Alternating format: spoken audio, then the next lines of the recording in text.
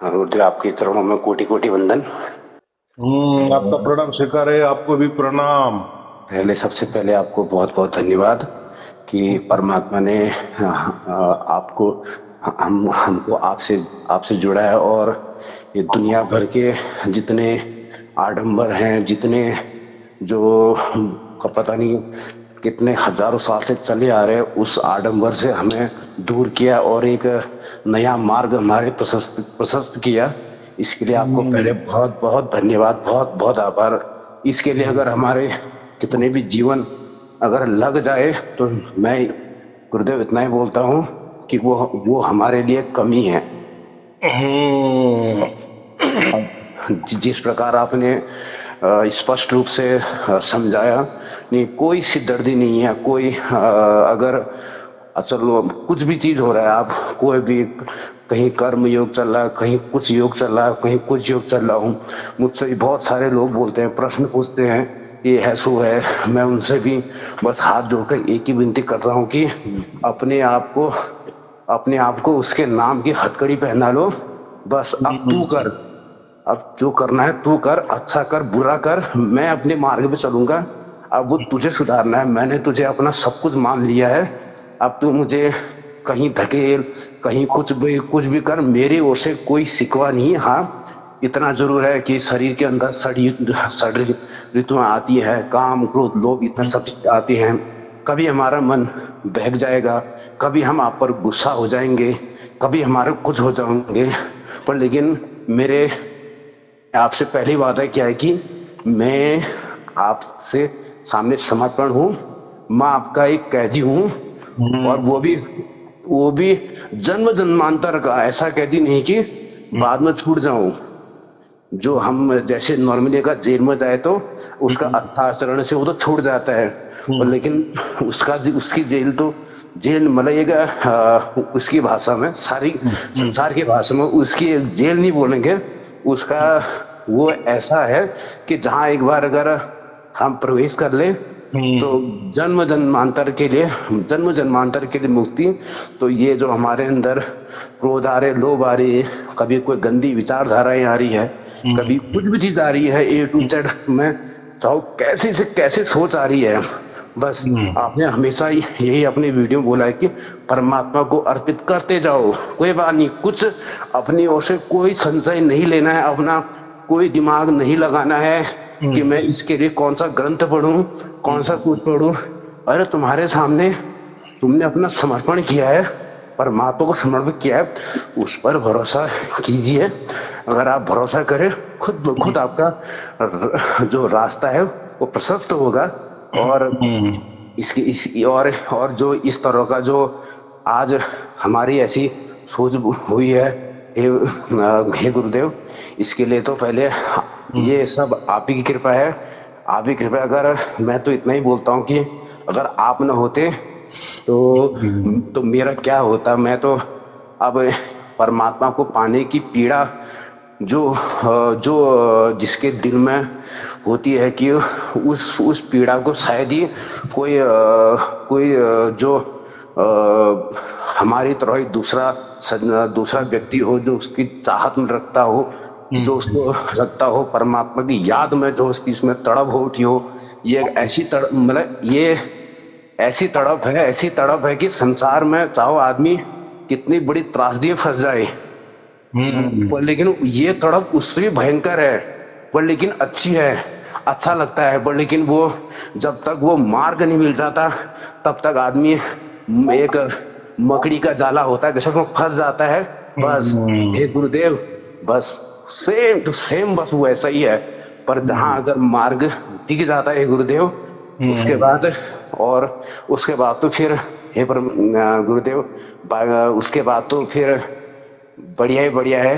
क्योंकि अब उसको उतनी जो इस परमात्मा, इस ब्रह्मांड की जो एक मात्रा है, उसको अगर पाना ही है तो पहला उसको पाने के लिए क्या ललक होती है।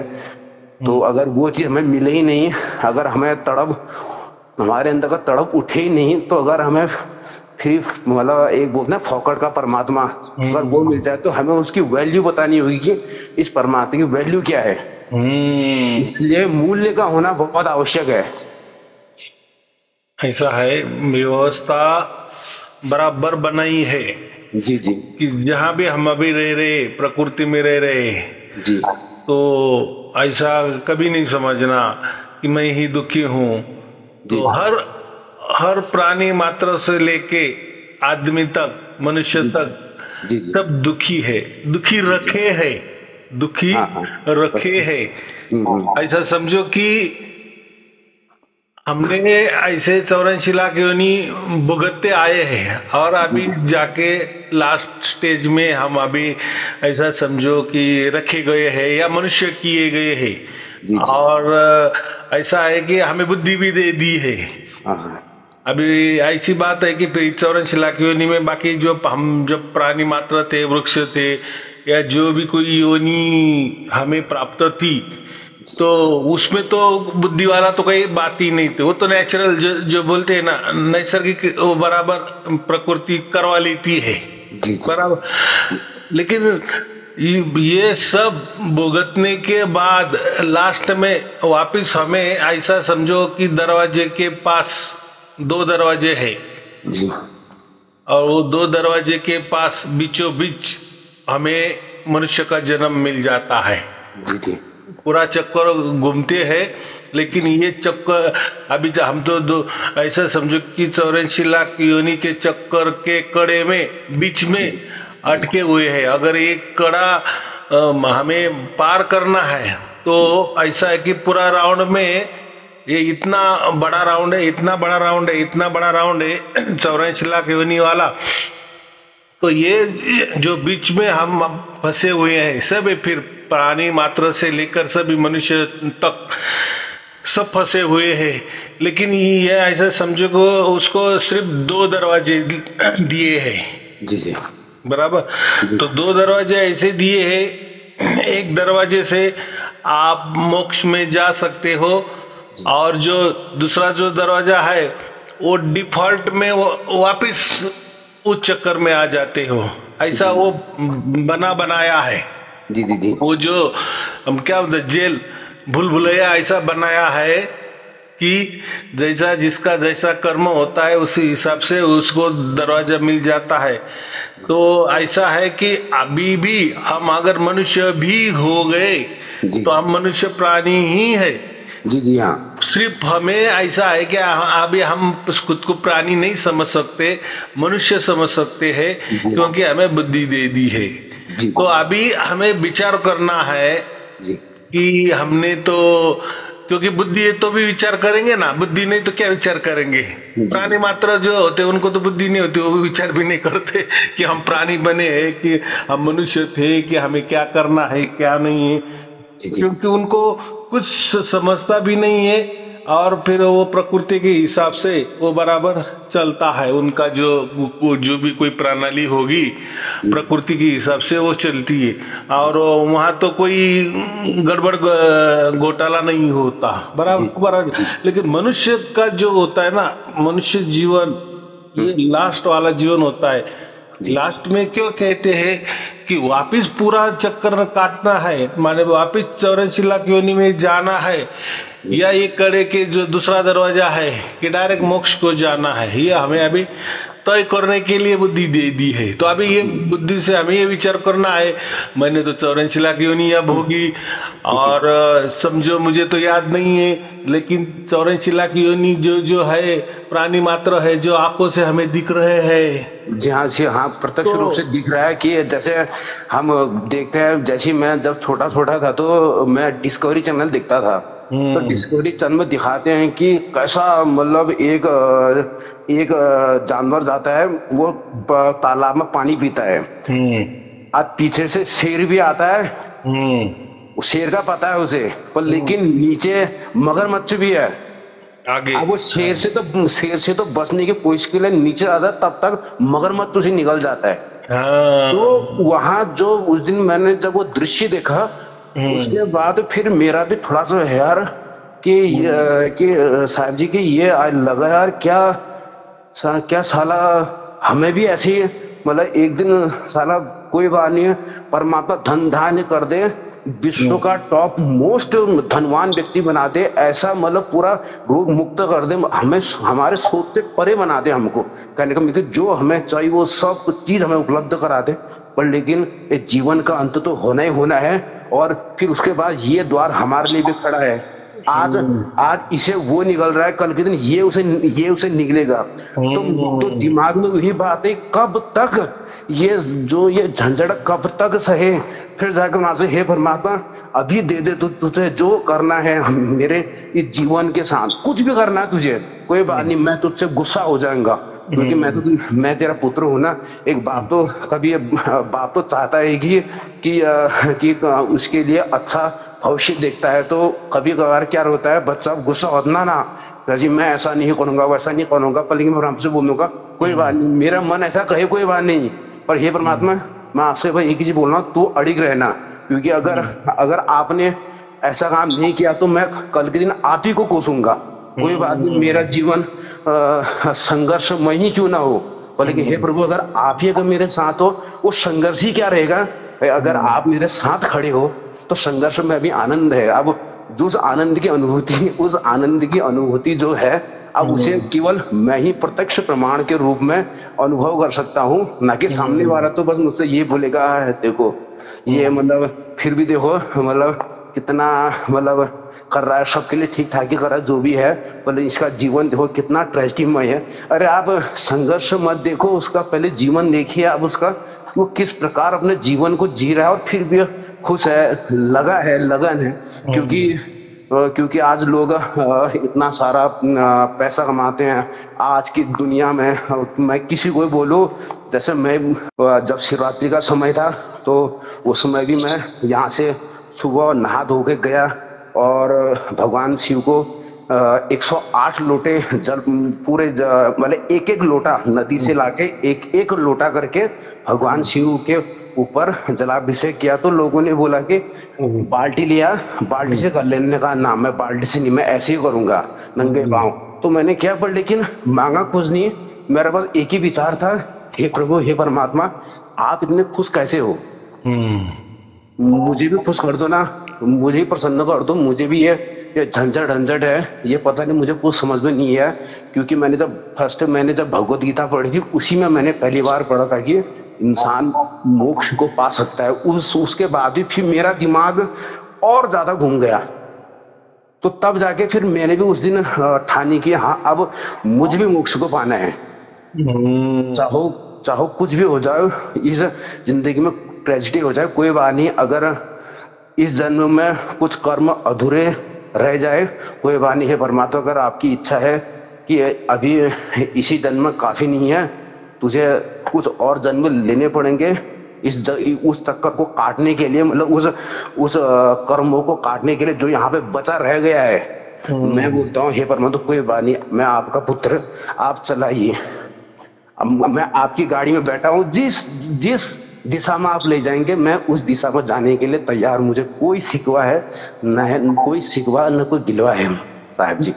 ऐसा है कि ये संसार की रचना ही ऐसी बनाई है कि आपने अभी कहा ना कि मोक्ष मुझे चाहिए, तो किसी भी आदमी ने ऐसा मन में लाया भी, लेकिन उसका संसार में उसको इतने अड़चनी है, ऐसा नहीं कि मुझे मोक्ष चाहिए इसलिए ज्यादा अड़चन आ रही है, या मैं परमात्मा का करने सोच रहा हूँ इसलिए मुझे परमात्मा ज्यादा अड़चन दे रहा है, या मैं जब भी अच्छा सोचने जाता हूँ तो ज्यादा अड़चन दे रहा है। ये झूठ बात है, ऐसा कुछ नहीं होता है। देखो आप परमात्मा को मानो या ना मानो, आपको मोक्ष चाहिए ये मन में आपके आए या ना आए, या आपके मन में बहुत अच्छा मैं रहने को सोचूं ये आए या ना आए, तो भी आपका जो जीवन चक्र है जैसा चलने वाला था अच्छा बुरा वो चलने वाला ही है। जी हाँ, लेकिन लोग क्लेम करते हैं कि नहीं मैं जब भी ऐसी बातें करता हूँ ना, परमात्मा की ओर जाने की कोशिश करता हूँ, मोक्ष की ओर जाने की कोशिश करता तो उतना मैं ज्यादा तकलीफ में टेंशन में आ जाता हूँ। तो ये झूठ बात है। आप वो मन में लाए या ना लाए, ये आपका टेंशन ये चलने वाला ही था और ये मरते दम तक चलेगा ही चलेगा। ऐसा समझो कि ये एक प्रकार की शरीयत है। जी जी। दौड़ने की शरीयत है। जी जी। तो दौड़ते जो शरीयत होती है, समझो कार वाली भी शरीयत होती है, कोई टू व्हीलर वाली भी शरीयत होती है कि नहीं, रेस होती है कि नहीं। जी जी जी। तो उसमें बहुत सारे अड़चने डालते हैं कि नहीं बीच बीच में, जी जी। ताकि उनका वेग कम हो जाए या वो उलझन में जाए या गिर जाए, माने जहां उनको जो टारगेट दिया है जी जी। जीतने के लिए वहां तक वो ना जाए। जी तो ये भी रेस में होता है। फिर वो 4 व्हीलर गाड़ी वाली भी रेस हो, कार रेस उसको हम बोलते हैं, 2 व्हीलर वाली भी, मोटरसाइकिल भी वाली रेस भी हो, क्यों ना हो। तो ऐसा ही ये मनुष्य की रेस लगी हुई है। तो सबको समझो मोक्ष पाना है, तो मोक्ष क्यों पाना है, तो अभी ये तो ऐसा है कि जो हमारा अंतर मन है ना, अंदर वाली भावना को ये सब जानता है कि ये सब हम भुगत चुके हैं। 84 लाख योनि हम पूरी की पूरी भुगत चुके हैं, लेकिन ऐसा है कि मार्ग नहीं मिल रहा है। तो अभी आप लोग बोलेंगे यार अच्छा मार्ग क्यों नहीं सूझता, या अगर परमात्मा हमें देख रहा है तो वो हमको अच्छी बुद्धि क्यों नहीं देता। भाई परमात्मा को तो सब समझ रहा है, लेकिन परमात्मा तुम्हें क्यों बताएगा, बराबर कि नहीं। तो ये तो परीक्षा का टाइम है ना, तुम्हें बुद्धि तो इसलिए दी है ना। अभी तू चला, तुझे जैसी चलानी है तू चला, तेरे हाथों में है ना। जी जी। तो तू शरीयत रेस ये कर जाएगा, विजय हो जाएगा तो तुझे मेडल मिल जाएगा। जी जी। जीत जाएगा तो मेडल मिल जाएगा, हार जाएगा तो मेडल नहीं मिलेगा। तो तुझे मोक्ष चाहिए ना। जी जी। तो परमात्मा कोई आपको ऐसा नहीं ढकेल नहीं दे रहा है। जी जी। ढकेल नहीं दे रहा है, लेकिन परमात्मा का कोई अधिकार नहीं चढ़ रहा है। जी जी। क्योंकि आप वो कड़े में है ना, बीच में है ना। जी जी। तो आपका जैसा टाइम हो जाता है, समझो आपको मोक्ष मिलना है, तो आप बराबर वो मोक्ष के दरवाजे से बराबर बाहर जाएंगे। जी जी। आपको वैसी बुद्धि हो जाएगी। जी जी। लेकिन कोई परमात्मा आपको वैसी बुद्धि नहीं देगा कि चलो मैं मदद करता हूँ, क्योंकि वो उसका अधिकार नहीं है ना। क्योंकि वो प्रकृति का अधिकार है। हमें जितना भी जो भी कुछ मिल रहा है वो प्रकृति हमें दुख दे रही है। क्योंकि प्रकृति क्यों दुख दे रही, तो प्रकृति के अंदर हमने कर्म किए हैं। फिर अच्छे बुरे कर्म तो हम प्रकृति के अंदर ही कर सकते हैं ना। जी जी। प्रकृति की सिवाय दूसरा कोई जगह ही नहीं है वहां कर्म कर सकते हैं। जी जी। ये कर्म भूमि ही है। ये प्रकृति जो हम बोल रहे हैं ना, जी जी। ये पूरा ब्रह्मांड समझो, सृष्टि समझो, उसको प्रकृति समझो, जो भी कुछ समझो, ये संसार समझो, दुनिया समझो, ये क्या है, ये कर्म भूमि है। यहाँ आपका कर्मों का भुगतान करना है और नए कर्म भी करने हैं। अच्छे भी कर सकते हो, बुरे भी कर सकते हो, और साथ साथ पिछले जो आपने कर्म अच्छे बुरे किए हैं ये जन्म से या पहले जन्म से जो भी, उसका भी भुगतान चुकाना है। वो समझो भुगतान 50% है, बराबर। और 50% आपके हाथ में दिए गए नए कर्म करने के लिए। फिर अभी वो नए कर्म में आपको क्या अच्छा कर्म करने हैं या बुरे कर्म करने हैं, वो भी आपके हाथों में है। जी जी। तो मुझे इतना कहना है कि ये प्रणाली ही ऐसी बनी है जी, ताकि हमारे बुद्धि में आना चाहिए ना, तभी मोक्ष का महत्व समझ में आएगा ना। वो दरवाजे का दूसरे दरवाजे का महत्व समझ में आएगा ना। फिर अगर ऐसा कुछ आपको तकलीफ ही नहीं हो जाएगी और बस मोक्ष मिल जाएगा, तो फिर मोक्ष का वैल्यू भी क्या है?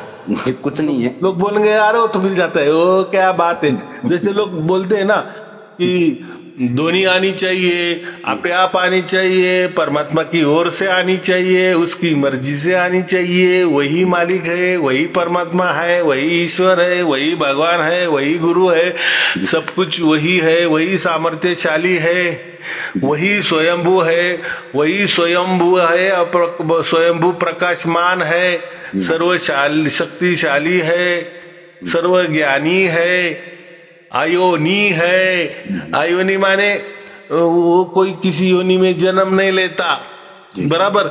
ये बातें हम तो सब करते हैं बराबर। जी जी। लेकिन ये गुरु वालों सब गड़बड़ कर देते हैं। जी जी जी सर।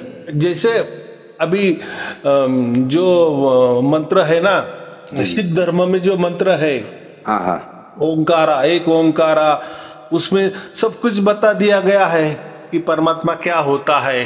जी जी। तो उसमें लिखा है ना, अयोनि, परमात्मा अयोनि है, माने वो कोई योनि में, माने किसी भी शरीर में जन्म नहीं लेता। जी जी। वो जन्म मरण चक्कर के हटके है, माने उसका कोई जन्म नहीं होता और मृत्यु भी नहीं होता। वो अयोनि है, माने किसी भी जीवन में नहीं आता। जी जी। किसी भी शरीर, कोई भी कैसा भी शरीर धारण नहीं करता। जी जी। ये तो हम पढ़ रहे हैं, सब सुन भी रहे हैं, वेदों में भी वैसा लिखा है। जी जी।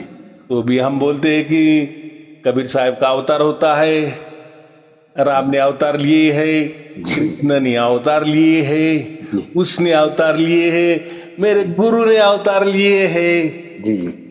तो भाई अगर परमात्मा ही कह रहा है कि मैं अयोनि, मैं योनि में आता ही नहीं है, तो तुम मुझे शरीर में क्यों ढकल रहे हो? जी जी जी। माने मुझे आप जैसे मनुष्य क्यों बना रहे हो? तो ये गुरुआ लोगों की करामत है। ये गुरुआ लोगों की करामत है कि वो बोलते कि नहीं नहीं, उसका अर्थ ऐसा नहीं होता, उसका अर्थ वो माने उनके मन की तरफ से, माने उनके फायदे की तरफ से, माने वो अगर अज्ञानी है ना, तो लोगों को भी वो अज्ञानी बनाएंगे ना। जी जी। भाई स्पष्ट लिखा है कि परमात्मा आ जन्मा है, वो जन्म ही नहीं लेता। नहीं लेता सर। तो फिर आप कैसे क्या बात कर रहे हो सर? वो तो बस ये है कि हमको खाली भ्रम में डालते हैं कि बस हो गया कि हमारा जो हमारा जो, ताकि हम हमारी नींव, मतलब उनकी नींव, जो गुरु लोग हैं, जो उनकी नींव है, वो चलती रहे। हाँ, उनका संस्थाएं, उनकी जो कार्य प्रणाली है, उनका जो आगे की संस्थाएं, अरे यहाँ बनानी, वहां बनानी, यहाँ बनानी, बस उनका एक ही चीज रहता है, अरे आज इस जगह पे संस्था मतलब वहाँ अपना संस्थान खोलना है, फिर आगे वहां पर आश्रम खोलना है, अरे वो जगह छूट गई, एक आश्रम वहां पे हो जाएगा, फिर क्या क्या होगा, हमारा जो मन है वो आश्रम में ही अटक जाएगा। हम क्या के लिए आए थे हम यहाँ पर, और कहाँ हमारा रास्ता भटक गया। वैसे हम तो यहाँ पर ये जंजाल से मुक्ति के लिए आए। हम तो ये बोल रहे कि तो हमारा घर ही है, उन्होंने कहा यही काफी है हमारे लिए, हमें कुछ वो नहीं चाहिए, हमें कुछ वो नहीं चाहिए। आपने हमें उसकी छत्र छाया दे दी ऊपर से, वो ही हमारे लिए सबसे बड़ा आश्रम है। ऊपर से उसकी छतरी लग गई है, हम उसके, वो हमारे बगल में बैठे, आप बोलते हैं कि वो हमारे बगल में है ना। आप अनुभव कीजिए, अगर आपने उसको पा लिया तो ये समझे कि आपके बगल में है। आपके जो भी काम हो रहे हैं A to Z सब से लेकर, हालांकि वो हमारे सोच के ऊपर डिपेंड करता है, वो हम हर समय प्रत्यक्ष रूप से हमेशा हमेशा हमारे सामने, हमारे बगल में हमेशा खड़ा रहता है। सिर्फ बात इतनी है कि मानने और न मानने की बात है। हाँ, तो ऐसा अभी एक बात आपको समझ में आ गई। ये गुरुआ लोग भी क्या है, एक ऐसा समझो कि एक परमात्मा की प्रणाली वाला एक हिस्सा है। क्या? कौन सा हिस्सा? जो मैंने कहा ना, रेस, हम जो दौड़ रहे हैं ना, जी जी, कार दौड़ रही है, जी जी, या कोई मोटरसाइकिल दौड़ रहे है, या हम दौड़ रहे हैं, तो हमें हमारे टारगेट के यहाँ जल्दी जाने नहीं देते वो, बराबर। तो बीच बीच में कोई भी अड़थला, क्या बोलते हैं, रुकावटें पैदा करते हैं।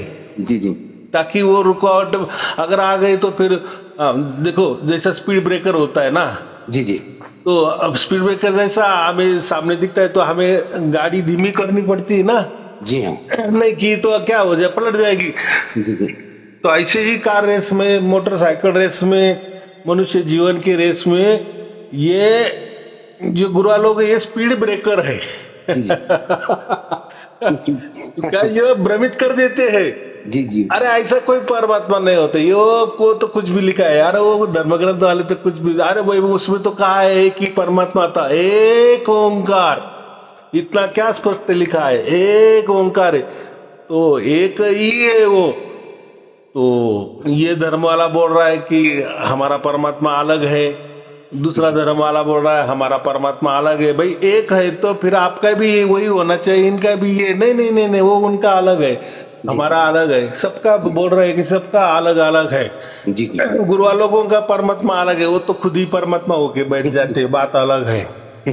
तो कोई बोलते हैं कि परमात्मा क्या है, क्या चीज है, जी वो तो कान दबाओ धुन सुन लो। जी तो उन्होंने तो परमात्मा को उनके मस्तिष्क में दबा के रखा है। जी जी मन चाहे कान जोर से दबाओ, बीच में आवाज आ जाएगी। बेचारे परमात्मा को उन्होंने बंद करके रखा है, फिर वो चिल्लाता है, फिर बोलते हैं देखा सुना ना आपने।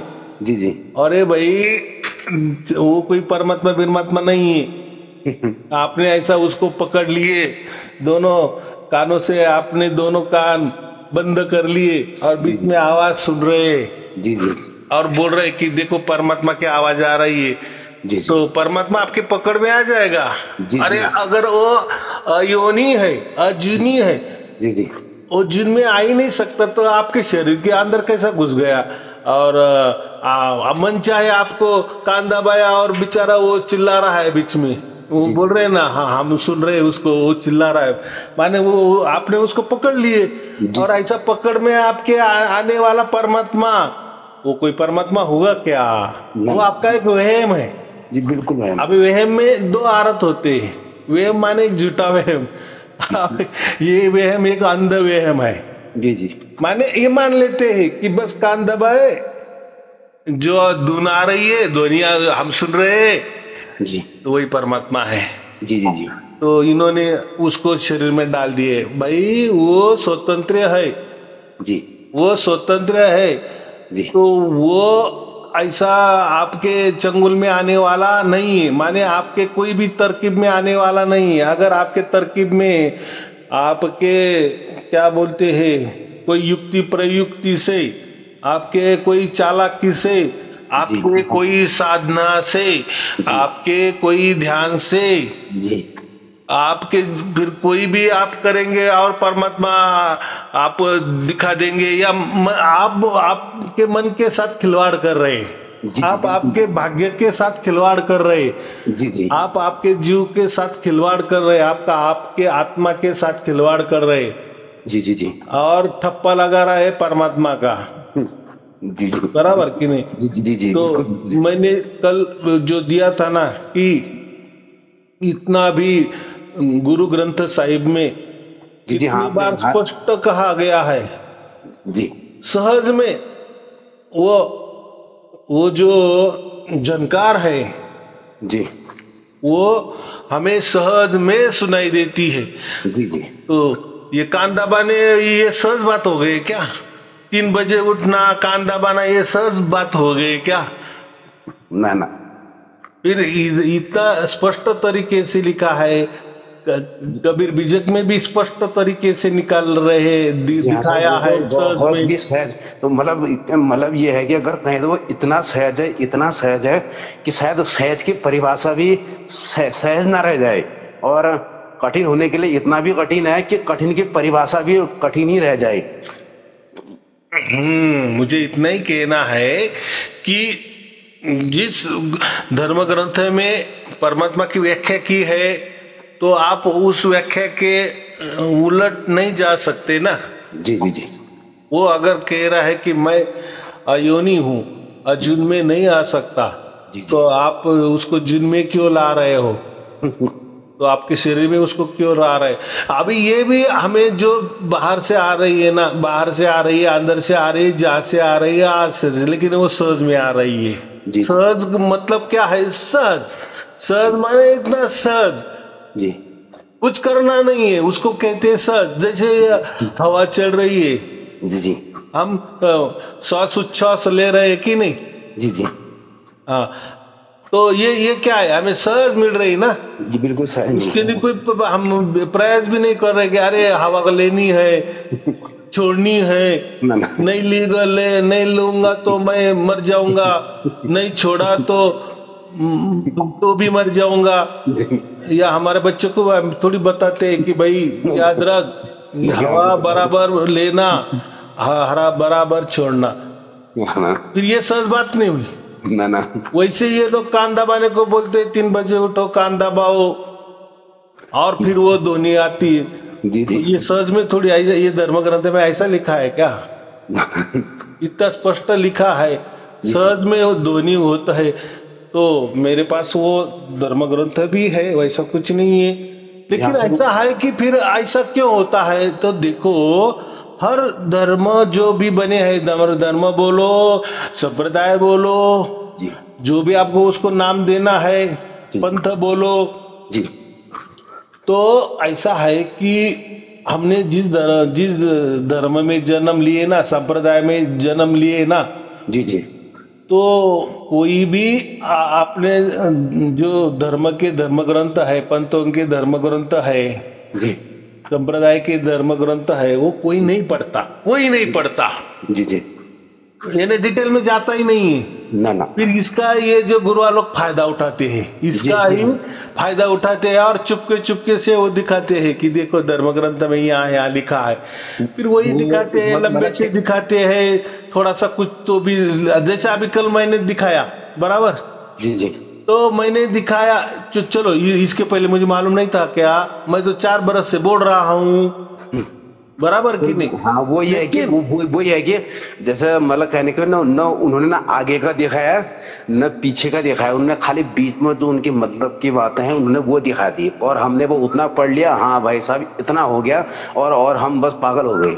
हमने ना उसका आगे क्या है और न पीछे क्या है वो नहीं देखा हमने कि उसके आगे पीछे क्या लिखा है। हाँ ये एकदम आपने लाख टके की बात की। जी हाँ, और यही चीज आज हमारे समाज में भी हो रही है। जैसे लोग आजकल मोबाइल में है, शॉर्ट्स वीडियोस ये डालते हैं, आप कोई भी किसी का भी चिपका देता आगे, अब लोग भड़क जाते हैं। अब उसने जो क्लिप लगा रखी है भाई, उसका पहले पूरा वीडियो देखो, उसने बोला क्या एक्चुअल में, उसने आगे पीछे भी तो कुछ बोल रखा है, उसके माध्यम से उसने वो चीज बोली, सेम टू सेम इसी में हो रखा है।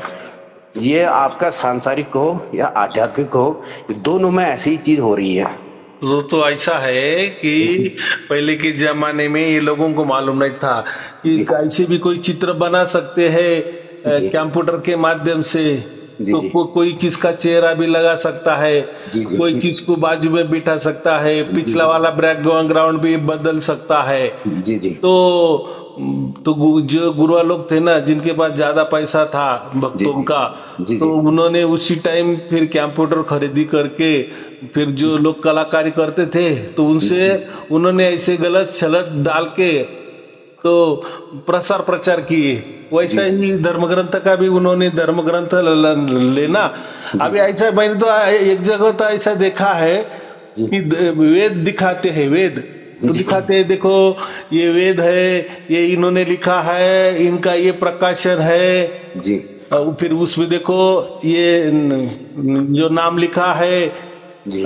इसका अर्थ ऐसा है, ये और दूसरे प्रवचन में जिनका ये वेद दिखाते थे ना, जो लेखक था या जो स्वामी होगा या जो कोई मुख्य आदमी होगा ना जिसने वो लिखा था, जी जी, तो उसने कोई अलग कोई पुस्तक लिखा होगा ना, जी जी, तो जो किताब लिखा होगा या धर्म ग्रंथ लिखा, तो उसके ऊपर वो टीका टिप्पणी करते हैं।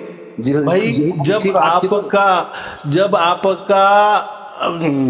जो धर्म ग्रंथ में आपको जो लोगों को बताना था फायदे का था, तो उसी लेखक का जी जी समझो। अभी ऐसा समझो कि स्वामी दयानंद सरस्वती जी बराबर, इन्होंने धर्म ग्रंथ लिखे बहुत सारे, तो उसमें से वेद भी उन्होंने लिखे हैं। तो कोई गुरुआ लोग उनका दिखाते हैं कि देखो ये ऋग्वेद है, इसमें लिखा है कि स्वामी दयानंद सरस्वती ये है, ये इन्होंने लिखा है, ये प्रकाशन है वगैरह वगैरह।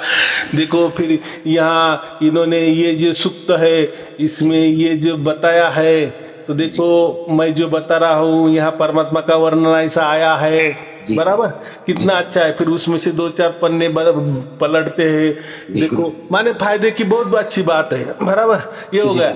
फिर कोई दूसरा तीसरा प्रवचन होता है उसी स्वामी दयानंद सरस्वती का के ऊपर उन्होंने कोई अलग ग्रंथ लिखा है, तो वही उनका ही पन्ना उठाते हैं। देखो देखो इन्होंने क्या लिखा है, ये ऐसा होता है क्या। अरे भाई तूने तो कल वो तो वेदों में तुम्हारे फायदे का तो उनका ही लिया था ना सर। मैं वो फिर वो भी गलत समझो, चलो ये गलत है तो आपको लग रहा है ना, चलो ये भी गलत है, लेकिन फिर उस दिन में जो आपने आपके फायदे का था तो उस दिन आपको वो लेखक अच्छा लगा, वो स्वामी जी आपको अच्छा लगा, उनका वो धर्म ग्रंथ भी अच्छा लगा। ये तो हमें इनको तो मैं बस इतना ही बोलता हूँ कि इनको तो मतलब इनको भय भी प्राप्त नहीं होता है कि हम जो उतना बड़ा परमात्मा है उससे लोगों को भ्रमित कर रहे हैं, इतना बड़ा हम लोगों के साथ छल कर रहे हैं कि हमारी क्या दुर्दशा होगी, हमारी क्या होगा। इनको तो उस चीज का भय भी नहीं है। अगर जैसा मैं हूँ, अगर मुझे भय है कि यार मतलब भय नहीं, मतलब एक तरह से भय भी नहीं बोलेंगे आप उसे, मतलब ये चाहत नहीं है कि मैं किसी को मतलब अलग रास्ता दिखाऊं, मैं मतलब किसी को ऐसा रास्ता दिखाऊं कि ना ना ये परमात्मा की राह में जा रहा है तो इसे भ्रमित कर दूं। अगर मैं उस काम को करता हूं तो ये मान के चलो कि मैं इस संसार में इतना बड़ा गुनाह कर रहा हूं कि ये मान के चलो कि जितने भी गुनाहों की पोटली है ना, वो पोटली को भी आप वो भी कम पड़ जाएगा। हमारे जितने भी गुनाह है उतना बड़ा गुनाह मैं कर रहा हूं, किसी को गुमराह कर रहा हूं कि या वो अपनी मुक्ति के लिए आगे अपना मार्ग प्रशस्त कर रहा है और मैं उसको भटका रहा हूं। इस बात का भाई मैं ये बोलता हूं कि इनको है ही नहीं। अगर मैं सोचूं तो मैं सोचने में ही मेरा अंदर की हृदय कांप रहा है इस बात को। ऐसा है कि ये जो जब ये ऐसे वीडियो बनाते थे ना, जी जी, कटिंग करके यहाँ का वहां दिखाते थे, माने ये एक वीडियो ऐसे बनाते थे कि वो जो दूसरा का जो संदर्भ था ना वो दूसरा ही था, तीसरे का संदर्भ तीसरा ही था, लेकिन वो ऐसे एक दूसरे को एक दो जगह लगाते थे, माने एक ही बनाते थे। तो सामने वाले को ऐसा दिखाते थे, अरे ये गुरुजी तो बराबर ऐसे बोल रहे ना, भी तो ऐसे बोल रहे, लेकिन वो अलग अलग संदर्भ वाले अलग अलग इन्होंने जोड़ जाड़ के वो, तो ये जो बातें थी ना जी जी, तब आगे जाके ये सब लोगों के हाथ में आ जाएगी और ये ट्रिक सबको समझ में आ जाएगी क्या ये सब बकवास बातें कर रहे थे। माने इनको ऐसा लगता था कि अभी ये जो धर्म ग्रंथ है ना, मैं चुपके से इनको ये जो लाइनें दिखा रहा हूँ, तो वो ऐसे समझते थे कि ये कभी लोगों के हाथों में नहीं आने वाले हैं, या ये अनपढ़ लोग हैं, इतने गरीब तबके के लोग हैं, इनके हाथ में वो ग्रंथ भी नहीं आएगा और कहीं मिलेगा भी नहीं, और ये लेंगे भी नहीं, और ये उतना अभ्यास भी नहीं करेंगे, और ये क्या बोले भूल भी जाएंगे। जी जी, तो ये अपने भूल का फायदा लेते थे। लेकिन अभी क्या हो गया, सब धर्म ग्रंथ हमारे हाथों में आ गए, सब अभी देख सकते, सब देख सकते, खुला देख सकते हैं जी, बराबर।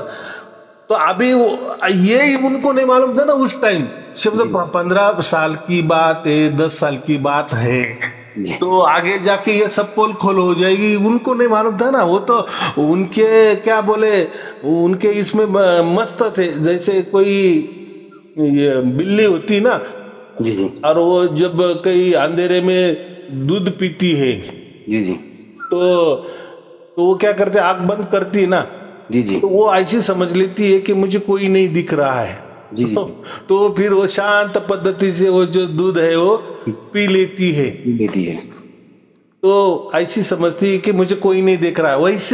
वैसे ये लोग करते थे, गुरुआ लोग जी जी, कि कौन इतना जाने वाले हैं, कौन धर्म ग्रंथ खरीदी करने वाले हैं जी, बराबर कि नहीं। अभी देखो तो मैं वही बोल रहा था कि मैं जो गुरु ग्रंथ साहिब का आपको दे दिए, और मैंने ऐसे बताया कि ये ऐसी वाकया गुरु ग्रंथ साहिब में बहुत बार अलग अलग थलग जगह आया है, बराबर।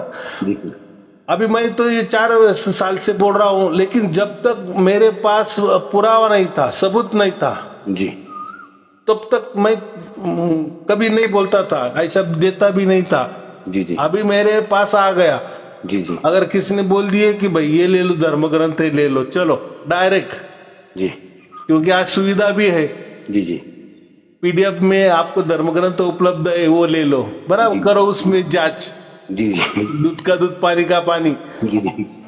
तो ये अभी हम चैलेंज देते, पहले के जमाने ये गुरु लोग थोड़ी चैलेंज देते थे क्या, क्योंकि वो टाइम सचमुच में बहुत बुरा था। इतने बड़े बड़े धर्म ग्रंथ देखना तो दूर की बात है, किसी के हाथों में ऐसे सहज में आ जाना ये बहुत दूर की बात है। उन्होंने कभी सोचा नहीं था, इसलिए उनका चला भी, वो जो भी बकवास करते थे, बंडल मारते थे, सब चला, और उसके हिसाब से फिर उनके करोड़ों शिष्य भी बन गए, बराबर। जी। लेकिन आज के जमाने में ऐसे करोड़ों शिष्य बनाना मुश्किल है। उल्टा अभी जो करोड़ों शिष्य बन गए, अभी वो भी इतने चालाक बन गए। अरे ये हमारा गुरु जी उस टाइम सारा कितना ये इसमें येड़े में निकलता था, भ्रमित करता था, क्या क्या वीडियो दिखाता था। लेकिन वीडियो तो ये तो सब अलग थलग वीडियो था, इसने सब जोड़ जाड़ के ऐसा एक करके दिखाया। ये तो बहुत सारी ट्रिक है। अरे ये तो राजनेता करते हैं आजकल, राजनेता करते हैं उनके प्रसार प्रचार के लिए, मिमिक्री करते हैं, मीम्स बनाते हैं। अरे ये तो मीम्स ये हमारे गुरुजी ने चालाकी से 10 साल पहले बनाए, और हम उस पे फिदा हो गए कि देखो हमारे गुरुजी का बाप रे कितना प्रसार प्रचार है, कितने वीडियो भारी भारी बनाता है यहाँ वहां जाके, और कितने लोग इनके सामने सर झुकाया ये लोगों ने, हार मानी लोगों ने।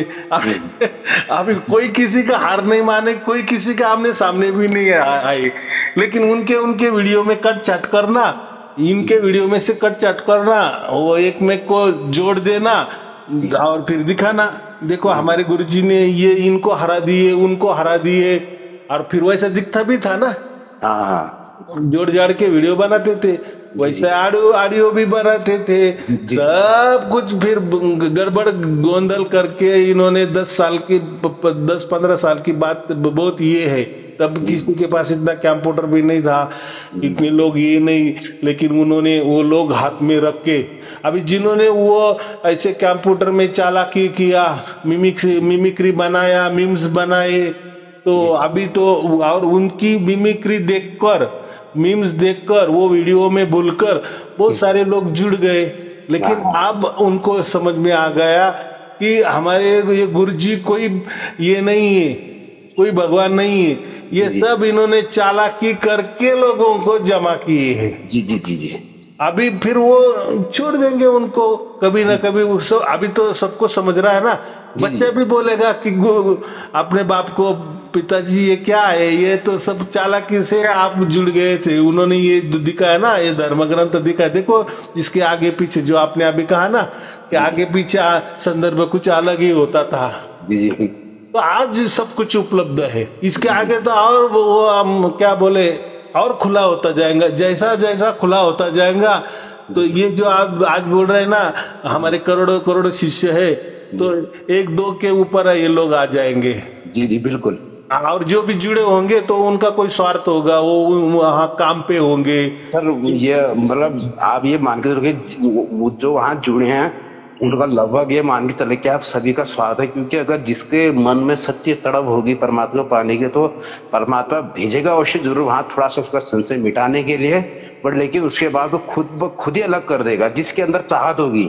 आप अगर जो आपने बताया कि अरे मेरा नौकरी, मेरा ये, मेरा वो, मेरा आना ढिमकाना, वो वहां लगे ही रहेगा, उसको मिलते रहेगा।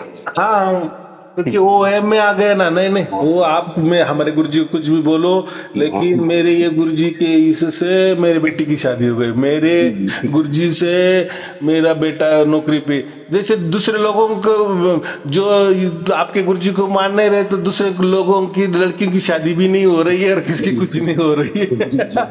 आपने तो ये इसको क्या बोलते हैं, थोड़े अंधभक्त कहेंगे, अज्ञान कहेंगे, या वहम में आने वाले लोग कहेंगे, या अल्प बुद्धि वाले लोग कहेंगे। तो अभी वो तो बुद्धि का तो कोई इलाज नहीं है। लेकिन आजकल के युग में तो बहुत सारे लोग होशियार बन गए। ये तो ऐसी ही बातें बताते हैं कि जो वेग वाली होती है, सबको चलने वाला होता है। ऐसे कोई बातें होती है ना, जैसे कोई पंडित लोग होते हैं जो ज्योतिष बताने वाले होते हैं ना, जैसे बताते हैं आप तो आपके स्वभाव से तो बहुत सब कुछ अच्छे हो, लेकिन लोग आपके पीठ पीछे आपकी निंदा करते हैं। तो ये कानून सबके ऊपर लागू पड़ता है, सब छोटे बच्चे से लेकर बूढ़े आदमी तक। आपने वो वाली वीडियो भेजी थी एक, मतलब उसका तोड़ आपको मैं तोड़, ये भविष्यवाणी का जो काला सच करके आप एक वीडियो आपने देखी थी, मैंने सब कुछ देखा था उसमें। तो फिर मुझे भी समझ में आया यार 90% लोगों के साथ तो ये जैसा बोल रहा है बिल्कुल ही हुआ है, वो तो सेम टू सेम है। लगभग 90% लोगों की अवस्था तो एक जैसी है, हर कोई दुखी है, हर कोई कुछ है, हर कोई परेशानी है। अब मैंने भी खुद ही बोला, अगर मैं सामने जाके किसी को ये 4 बातें बोल दूं वो तो मुझे पीछे लग जाएगा। तो वो बोलेगा यार आपने बराबर बोले, बराबर की नहीं, आप मन के बहुत सच्चे हो लेकिन लोग आपकी बात नहीं मानते हो, बराबर। आपके मुंह पे सब लोग अच्छे बोल रहे हैं लेकिन पीठ पीछे आपकी निंदा कर रहे। तो इसका मतलब क्या होता है, ये सब वाकया सबके इसमें आ जाती है ना। उसे तो आप ये लग सबके रहा है कि लिए ये मेरी आप, तारीफ कर रहा है, हाँ उसको ये लग रहा है ये मेरी तारीफ कर रहा है, मेरी प्रशंसा कर रहा है, वो ऑटोमेटिक खुश हो जाएगा। वाह गुरुदेव, लो आपको मैं, अगर वो उसके मन में 100 रुपए देने के लिए आएगा तो 1000 का नोट निकल सीधे 1000 रुपए देगा। हाँ, आप सबके लिए अच्छे सोचते हो, आप सबकी भलाई चाहते हो, लेकिन आपके फिर कोई काम नहीं आता। तो आप जब भलाई कर रहे थे तो कोई किसने कहा था कि मेरी भलाई कर भाई? भाई आपने किया, आपको अच्छा लगा तो कर दी। तो मेरे से भी आप ऐसी अपेक्षा कर रहे तो ये गलत है ना, बराबर की नहीं? जी जी जी। मुझे अगर पैसा नहीं चाहिए, आपने जोर जबरदस्ती मुझे 5000 रुपए दे दिए, ठीक है भाई दे दिए, बहुत अच्छी बात है, मैंने वो खर्चे कर लिए, बराबर। वो आप मांगने आए कभी ना कभी, जी जी, अभी मैं नहीं दे सकता या नहीं मुझे टाइम पर है, तो ये वाकया सबके ऊपर लग जाती है। जी जी जी। तो ऐसे इनके पास 100-200 वाक्य रहते हैं। अभी जिसका वो धंधा ही होता है ना, तो वो बराबर मानिए प्रैक्टिकल धंधा है ना, क्योंकि 1000 घर रहते हैं, 1000 मकान रहते हैं, औरतें रहती है, आदमी रहते हैं, अलग अलग उनके स्वभाव होते हैं। तो कोई बात तो वो जब बोलते हैं ना, पूरी स्टोरी सुनाते हैं ना, तो उसमें सब कुछ बात बोल देते हैं। फिर उसी हिसाब से वो बोलते हैं, तो उसी हिसाब से ये आदमी बराबर कैलकुलेशन करता है, और उसी जो बोलता था ना उसी में से ये बराबर उनको बोलते थे। अरे बोलते यार ये आपने कैसे क्या निकाला? अरे भाई तूने इतना मेरे को बड़बड़ कर दी ना, तो आपने सारा मुझे बोल दिए था पहले ही, बराबर। बस मैंने याद रखा, वही आपको दोहराया, तो हम भूल जाते हैं ना मैंने क्या इतना बोला था, तो वगैरह वगैरह। वो एक ट्रिक होती है, वो क्या होता है, ट्रिक होती है। तो यही ट्रिक ये गुरुआ लोगों को मालूम है। तो अभी वो जाने दो, अभी इतना ही हमें इसका मतलब इतना ही निकालना है कि ये ऐसा समझो कि ये स्पीड ब्रेकर है हमारे मोक्ष के अंदर। ये सब स्पीड ब्रेकर प्रकृति ने लगाए हैं, बराबर। जी। तो नहीं तो फिर सबको मोक्ष बहुत आसान हो जाता है। तो गीता में तो यही कहा है ना, निचोड़ क्या कहा है लास्ट में, एक ही बात कही है कि जो तुमने अभी तो आपने नहीं, जो पहले कहा था मुझे कि कर्म ऐसे कर्म करो तो जो निष्काम होने चाहिए, सत्कर्म होने चाहिए। तो फिर वो कैसे हो जाएंगे? बस वो उतना ही भाव लाना है कि मैं जो भी कर रहा हूं मोक्ष के लिए कर रहा हूं, बस हो गया भाव, हो गया। तो मैं जो भी कर रहा हूं, मैं किसी को दान पुण्य भी कर रहा हूं, मोक्ष के लिए कर रहा हूं। मैं जो भी कुछ काम कर रहा हूं, दूसरे का भला भी चाह रहा हूं, तो वो मैं मोक्ष के लिए कर रहा हूँ। बिल्कुल मन की बात बोली सर। मोक्ष के लिए ये विचार कोई लाता ही नहीं है। तो इसीलिए फिर वो विचार नहीं आता, तो फिर वो आपका कर्म फल में बदल जाता है, वो निष्काम नहीं होता, फल में बदल जाता है। मैंने अच्छा किया तो लोग भी फिर मेरा अच्छा करेंगे, मैं आज लोगों की भलाई करूंगा तो लोग भी फिर मेरी भलाई चाहेंगे। तो ये फल की अपेक्षा से काम हुआ ना। लेकिन जब हम बोलते कि नहीं मैं ये जो कर रहा हूँ ना मोक्ष मिलने के लिए कर रहा हूँ, बाकी मुझे नहीं मालूम, तो फिर वो बराबर उसी स्थान में जाता है ना। जैसे हम भी किसी को पैसे भेजते हैं तो हम बोलेंगे कि नहीं ये मोबाइल नंबर पे ही जाने चाहिए, तो वही बराबर जाते हैं ना। तो आपका मकसद क्या है? तो फिर निष्काम कब कर्म होता है। इसलिए कृष्ण ने क्या कहा अर्जुन से कि तू एक काम कर, तुझे वो भी नहीं समझ रहा है, मोक्ष भी नहीं समझ रहा है, सत्कर्म भी नहीं समझ रहे, निष्काम कर्म भी नहीं समझ रहे ना, तो तू हर कर्म मुझे में अर्पण करते जा बस। जी जी हाँ, बस यही रास्ता जो आपने ये बताया, यही रास्ता पे मैं चल रहा हूँ। मेरे को, मैं भगवान से तो मुझे कुछ नहीं आता, मुझे भगवान श्री राम कृष्ण जो मैंने ग्रंथ था, मैंने कहा सब मैंने एक तरफ मैंने सब रख दिया, अब मुझे कुछ भी मालूम नहीं है। अब मुझे भाई इतना ही मालूम है कि तू है, अब तू ले जा, मुझे कुछ मालूम नहीं है। अब मैं एक अनपढ़ हूँ और मुझे आपके बारे में उतना कुछ मालूम है। आप जैसा आप बताओगे बस मैं वही चलूंगा, और आपकी ही पाने के लिए मैं अपना जो भी अच्छे कर्म है वो आपको पाने के लिए ही अर्पित करूंगा। अब अभी उसमें अच्छे बुरे भी नहीं करना। देखो हम जब संसार करते हैं ना, उसमें अच्छा बुरा हो ही जाता है। अभी और बहुत सारे ऐसे कर्म होते हैं ना कि मैं अच्छा कर रहा हूँ क्या बुरा कर रहा हूँ, ये भी नहीं समझ में आ रहा है। हो सकता है हमारे हिसाब से हम बहुत अच्छा कर्म कर रहे हैं, लेकिन दूसरों के हिसाब से वो बुरा भी हो सकता है, बराबर। लेकिन हमारे हिसाब से कोई बुरा कर्म हमको लग रहा है, लेकिन दूसरों से हिसाब से वो अच्छा भी हो सकता है। तो यही तो उलझन है, तो यही उलझन है, तो यही उलझन सब परमात्मा पे अर्पण कर देना। हर काम, हर कर्म, हर विचार, जो भी जैसा भी विचार आए, बस परमात्मा ये तेरे स्वाधीन, तुझे अर्पण। ये मेरे में ऐसा विचार आया, तुझे अर्पण। क्यों आया मालूम नहीं, आना चाहिए था क्या ये भी मुझे मालूम नहीं है, तो आ गया तो वो भी मुझे मालूम नहीं है। उसको क्या करना है वो भी मुझे मालूम नहीं है। मैं ये अर्पण कर रहा हूँ, ये तू ले रहे, वो ले रहे, बराबर। हमारे से कोई हमको ऐसा याद आ गया कि यार मैंने उसके ऊपर बहुत ज्यादती की है, अच्छा नहीं किया है, तो ऐसा याद आ गया। तो हम धीरे से लगे उसको वो याद करके उसका अच्छा, परमात्मा तू उसका अच्छा कर, ये भला कर, उसको कोई तकलीफ में नहीं दे। तो क्योंकि मैंने उसको बहुत सारी तकलीफ दी थी और मुझे वो याद आ गया कि मैंने उस टाइम उसका अच्छा नहीं किया था, तो मेरे में याद आ गया ना। तो परमात्मा ये मैं अभी उसको भी तेरे हवाले कर देता हूँ, तू उसका अच्छा कर। मुझे ऐसा लग रहा है कि मैंने उसके साथ बहुत बुरा बर्ताव किए, तो और तब तो मुझे आप नहीं मालूम थे, अज्ञानवश तो मेरा वो हो गया, जो नहीं करना था उसके साथ मैंने किया, उसका बुरा किया, लेकिन अब उसका अच्छा तू कर। परमात्मा के ऊपर छोड़ दो, बराबर। परमात्मा उसका अच्छा करे ना करे, लेकिन हमनी भावना तो अच्छी हो गई ना, आज तो हो गई ना। अभी वो आदमी तो कहाँ है, नहीं है, मरा हुआ है या जिंदा है, वो उसके हाल पे है। लेकिन हमने तो अभी वो छुटकारा पाया ना, क्योंकि वो मन में हमारे सामने आया ना, वो मन में नहीं आना था। अभी मन में क्यों आया, तो हमें किया था इसलिए मन में आया ना, या मस्तिष्क में हमारे वो फिट बैठा हुआ था ना, तो अभी तो उससे छुटकारा पाना है। तो एक ही बात है, परमात्मा के ऊपर सौंप दो कि तो वो जो जहां भी वो अच्छा हो बुरा हो, वो कैसा भी अभी जिस भी हालत में हो, उसका अच्छा हो, उसका भला हो, उसका कल्याण हो, उसका मंगल हो। ये परमात्मा तू भी उसकी मदद कर।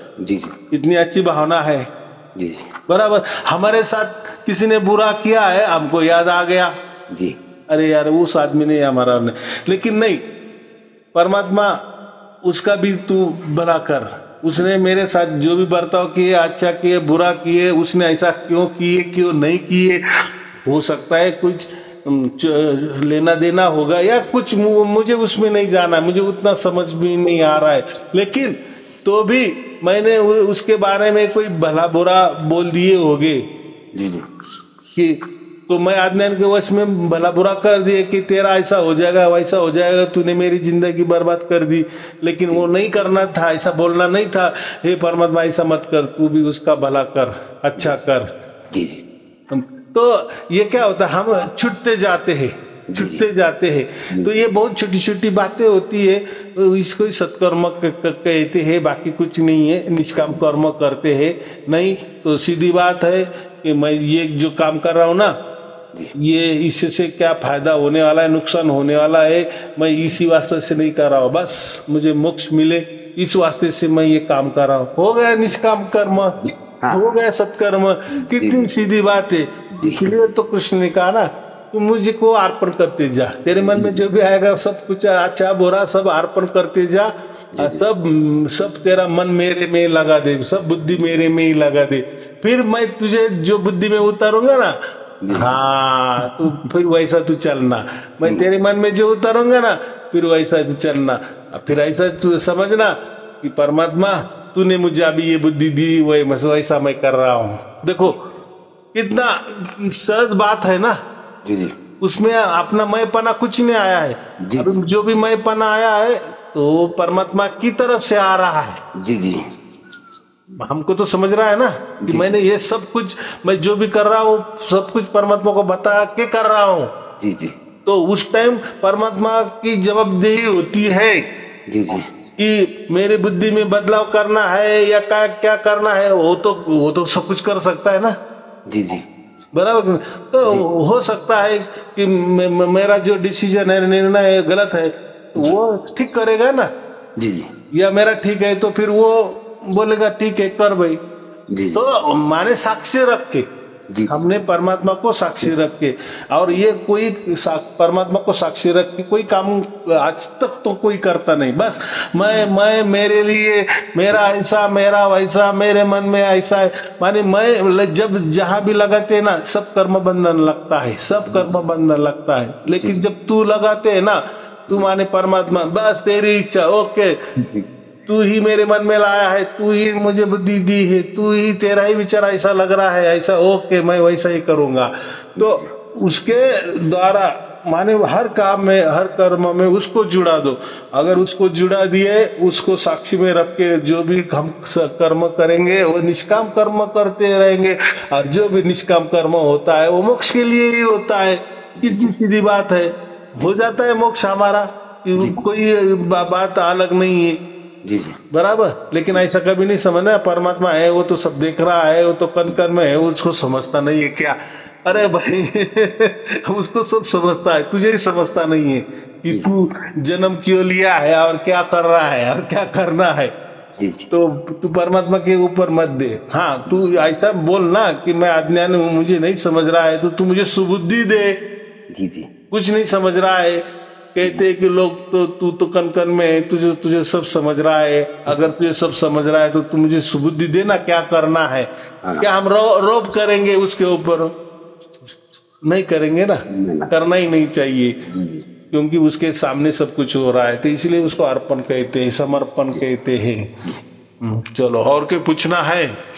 बस आप पूछने को कुछ रहा नहीं, आपने सब पूरे प्रश्नों का पूरा इतना जो दिमाग में जितने प्रकार के प्रश्न भरे पड़े हैं, आपने एक ही जगह की यज्ञ में आहुति दे दो, हो गया। यहाँ आपने जो यज्ञ कहा है ना, बहुत सारे लोग यज्ञ, होम, हवन का उसका मतलब, तो यज्ञ का मतलब कर्म है।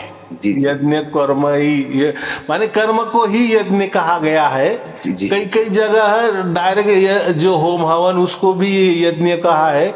लेकिन जो श्री कृष्ण जी ने अर्जुन को कहा है कि पूरी दुनिया यज्ञ ही है, जीवन भी हमारा यज्ञ ही है, यज्ञ के ही लिए करना है, माने मोक्ष के लिए ही करना है।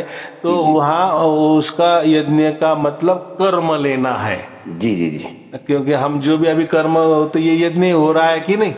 जी जी। हाँ, हम खाना भी खा रहे तो हमारे पेट में जाता है, तो क्या वो जो पेट में अग्नि जो है वो जलती है, खाना पचाती है, वो यज्ञ हो गया। तो ये सब कुछ बराबर सिस्टम चल रहा है ना।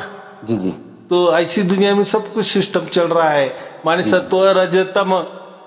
आदमी जन्मता है, कुछ देर के लिए रहता है, बाद में मर जाता है। प्राणी का भी वैसा है, काल के सब कुछ काल के अंदर है, लेकिन तीनों प्रक्रिया में आ जाते हैं। तो ये यज्ञ कर्म ही है, यज्ञ ही चल रहा है।